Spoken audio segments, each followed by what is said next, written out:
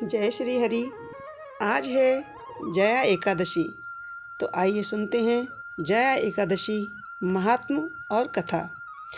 धर्मराज युधिष्ठिर बोले कि हे भगवान, आपने माघ माह के कृष्ण पक्ष की षठतिला एकादशी का अत्यंत सुंदर वर्णन किया है।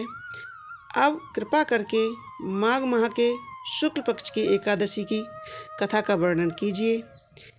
इस एकादशी का क्या नाम है, इस एकादशी के कौन से देवता हैं और इसकी पूजा किस विधि से करनी चाहिए।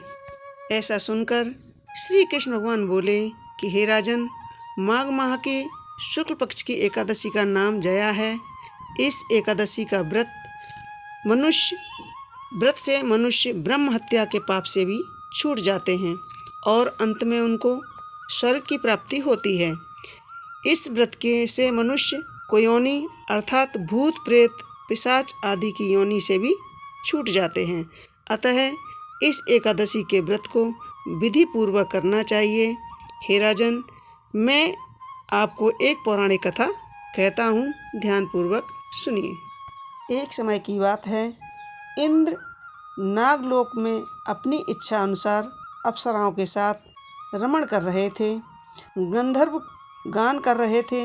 वहाँ गंधर्वों में प्रसिद्ध पुष्पवंत, उसकी लड़की तथा चित्रसेन की स्त्री मलिन, ये सब आए हुए थे। उस जगह मलिन का लड़का पुष्पवान और उसका लड़का माल्यवान भी था। उस समय पुष्पवती नाम का एक गंधर्व स्त्री माल्यवान को देखकर मोहित हो गया और काम बाण से चालायमान होने लगा।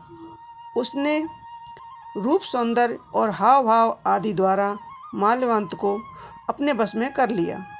पुष्पवती के सौंदर्य को देखकर माल्यवान भी मोहित हो गया। अतः ये दोनों कामदेव के बस में हो गए थे। परंतु इंद्र के बुलाने पर नाचने गाने के लिए उन्हें जाना पड़ा और अप्सराओं के साथ गाना शुरू किया। परंतु कामदेव के प्रभाव से इनका मन न लगा और अशुद्ध गान गाने लगे। इनकी भावभंगियों को देखकर इंद्र ने इनके प्रेम को समझ लिया और इसमें अपना अपमान समझकर इंद्र ने उन्हें श्राप दे दिया कि तुम स्त्री पुरुष के रूप में मृत्युलोक में जाकर पिशाच का रूप धारण करो और अपने कर्मों का फल भोगो। इंद्र का श्राप सुनकर ये अत्यंत दुखी हुए और हिमालय पर्वत पर पिशाच बनकर दुखपूर्वक अपना जीवन व्यतीत करने लगे। रात दिन में इन्हें एक ही क्षण नींद नहीं आती। इस स्थान पर अत्यंत सर्दी थी। एक दिन पिशाच ने अपनी स्त्री से कहा कि न मालूम हमने पिछले जन्म में ऐसे कौन से पाप कर्म किए हैं जिससे हमें इतनी दुखदायी यह पिशाच योनि मिली है। देवयोग से एक दिन माघ माह के शुक्ल पक्ष की जया नाम की एकादशी आई। इस दिन दोनों ने कुछ भी भोजन नहीं किया और ना ही कोई पाप कर्म किया। इस दिन केवल फल फूल खाकर ही दिन व्यतीत किया और महान दुख के साथ पीपल के वृक्ष के नीचे बैठ गए। वह रात्रि इन दोनों ने एक दूसरे से चिपककर कठिन तय से व्यतीत की। सर्दी के कारण उनको रात्रि में नींद भी नहीं आई। दूसरे दिन प्रातःकाल होते ही भगवान के प्रभाव से इनकी पिशाच देह छूट गई और अत्यंत सुंदर अप्सरा और गंधर्व की देह धारण करके तथा सुंदर वस्त्रों तथा आभूषणों से अलंकृत होकर नागलोक को प्रस्थान किया। आकाश में देवतागण तथा गंधर्व इनकी स्तुति तथा पुष्प वर्षा करने लगे। नागलोक में जाकर इन दोनों ने देवराज इंद्र को प्रणाम किया।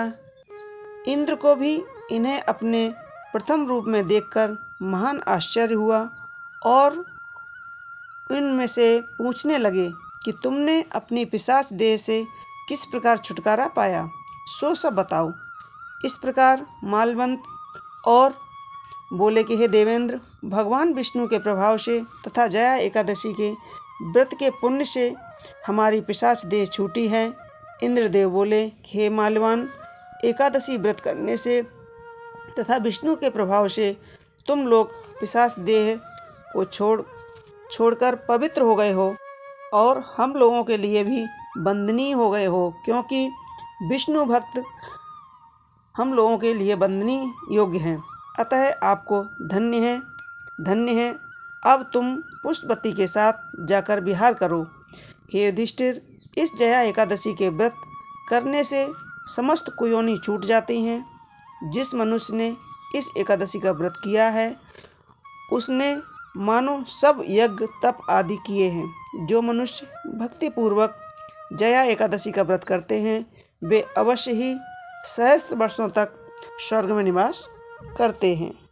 तो मेरे प्रिय भाइयों बहनों, यह थी जया एकादशी की छोटी सी कथा। आपको हमारी कथाएं कैसी लगती हैं हमें कमेंट्स बॉक्स में ज़रूर लिखें, और हमारे चैनल पर अगर नए हैं तो चैनल सब्सक्राइब अवश्य कर लें ताकि आने वाली कथाएं हम आपको इसी तरह सुना सकें। जय श्री हरि। राधे राधे।